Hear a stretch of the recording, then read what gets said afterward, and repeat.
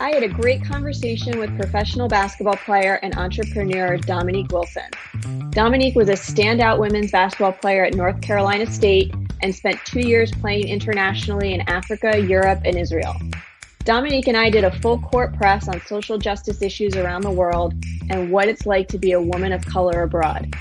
In an engaging conversation, we talk about lesser known injustices in other parts of the world, her emphasis on mental health, her conviction to continue using her platform, and why she won't just, quote, shut up and dribble. It was a moving conversation, and I hope you enjoy it as much as I did. One of the other things that you mentioned that really sparked something in my head was when you talked about that you are so passionate about these issues. You don't care if people don't like it. You don't care if you lose friends. Like, you are passionate. And what really resonated is one of our other guests on the podcast this season is Mahmoud Abdul Rauf, who he trained me like twice. He's cool. Yeah. Get out. Yeah, so oh my gosh, amazing. Yeah, so my AAU coach knew him, and when I was in college, and then my my old AAU teammate Selena, which she used to go to Texas, he trained us a few times. He's really cool, and he's very, very smart. Like I used to watch like some of his YouTubes when he was talking about when he was in the league, talking about what he was going through. So that's awesome. Oh, what a small world. Yeah.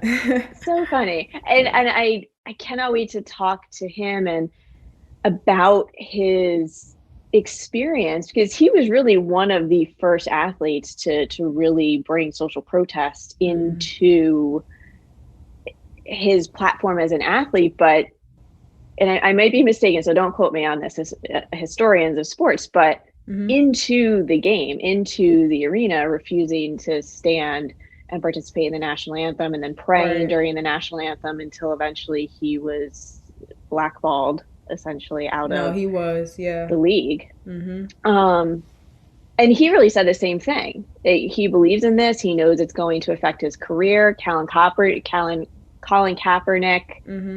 what are we talking, 20 years later, said the same thing, that he knew that this was likely going to end his career, that he did not encourage particularly rookies to embrace his protest because he knew the detrimental impact it would have on their careers. But he like Mahmoud was willing to assume that risk for exactly what they believed in, whether it was oppression and tyranny, which was what Mahmoud said, or racial injustice and police brutality against the Black community, like Colin Kaepernick. That's powerful. And I don't want to say that there aren't non-athletes who embrace that conviction, because there are. We just don't hear about them. Right.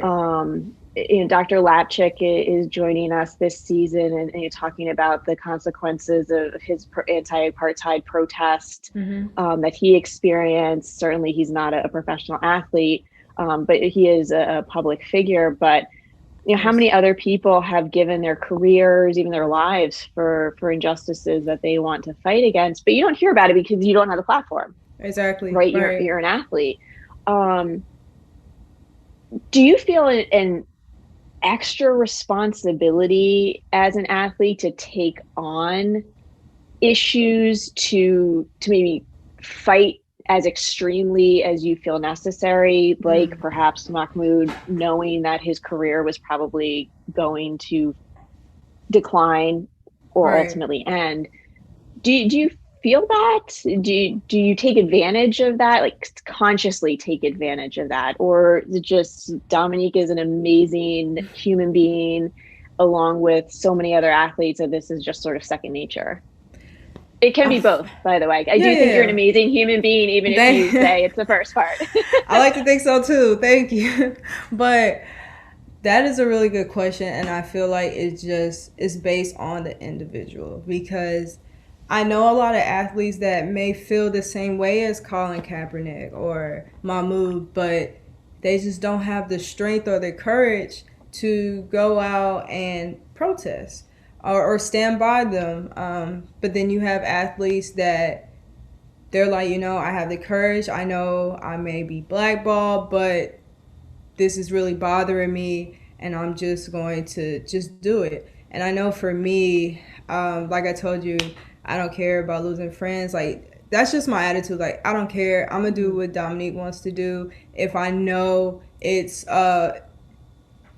fits my morals and it's helping people. Now, if I'm going out doing evil stuff, then that's a whole nother story. But I'm out here trying to make the world a better place. So I can care less about losing friends, what people have to say, because at the end of the day, they see what's going on, but they're not speaking about it. And I'm just the type of person that checks the fruit on a tree. Like, you're not doing anything about the situation, so why should I care what you have to say?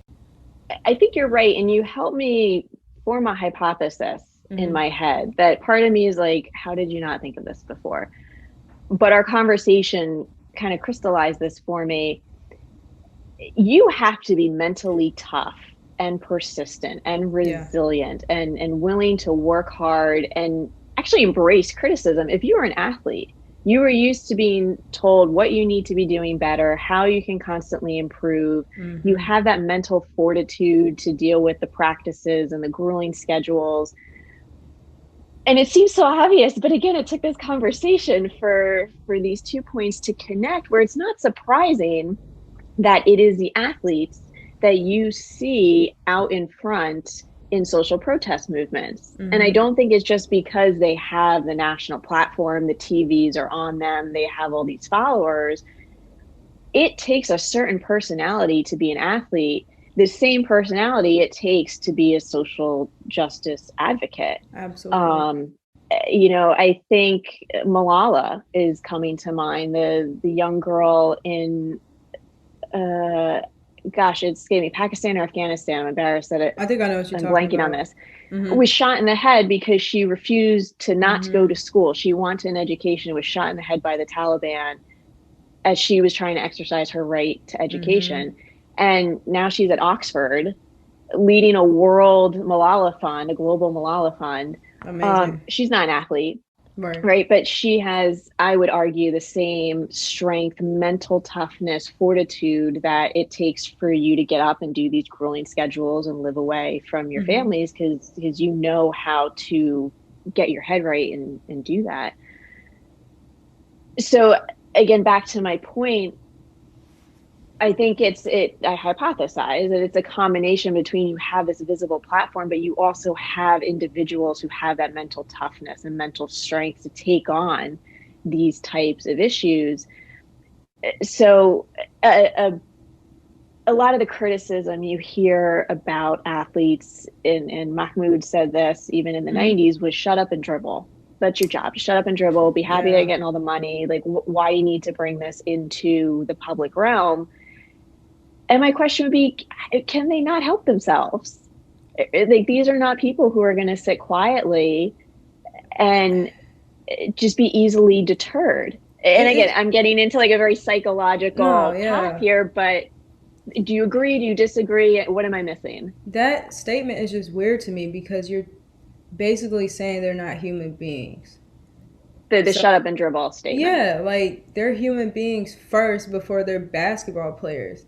So they see the same thing that you're seeing, and they care a lot to speak about it. And if you don't agree, and to say you don't agree, but to tell someone to shut up and dribble it's stupid to me, because again, they're human beings.